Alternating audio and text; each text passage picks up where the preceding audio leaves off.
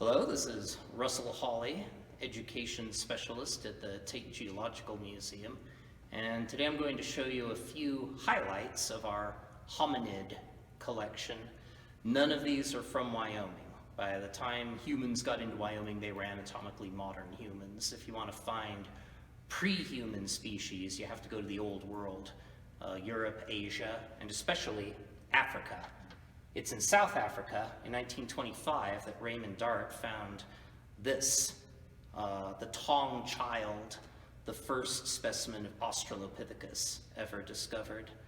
The teeth in the back, the molars, were just starting to erupt at the time that he died, so that shows us that he was less than 4 years old at the time. We also have a pretty good idea of how he died. Zoologists studied the pattern of breaks and scratches on his face under a microscope and found that they're identical to the breaks and scratches that you find on the face of a monkey that's been killed and eaten by an eagle.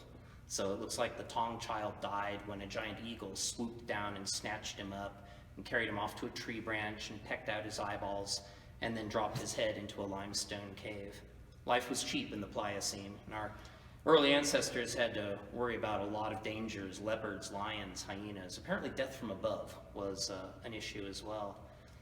Now, I don't know if you know any 4-year-old children, but if you do, you might have noticed that a 4-year-old human child has a brain about 3 times bigger than the brain of the Tong child, which we can estimate from the size of this endocast.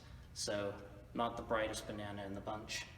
If he had lived and survived and grown up into adulthood, he would have ended up looking something like this. This is Mrs. Ples, an adult Australopithecus africanus, who was found in 1947 by a fellow named Robert Broom. One of the more recent hominid specimens are these little guys. At first, when these were discovered, people thought they were baby Homo erectus, but no, the wisdom teeth are already erupted and already worn. So these were fully adult, but even when completely grown, they were only about 1 meter tall, about the size of Bilbo Baggins from Lord of the Rings. So these have been nicknamed the Hobbits. They seem to have died out about 50,000 years ago. And at the opposite end of the size scale, Gigantopithecus. This is one of the most mysterious creatures in all of paleontology. All that's ever been found of it are isolated teeth, jawbones, and one mandible that was found in China in the 1950s. When farmers would find the teeth of Gigantopithecus, they thought they were dragon teeth. They ground them up into powder, made it into tea, and drank it. It was thought that would help you live longer. Dr. Grover Krantz made a model of an ape's skull, the right size to fit the Gigantopithecus mandible, and so maybe this is what the skull looked like.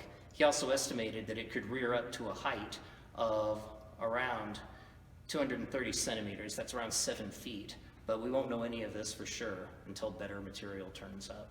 So keep your eyes open.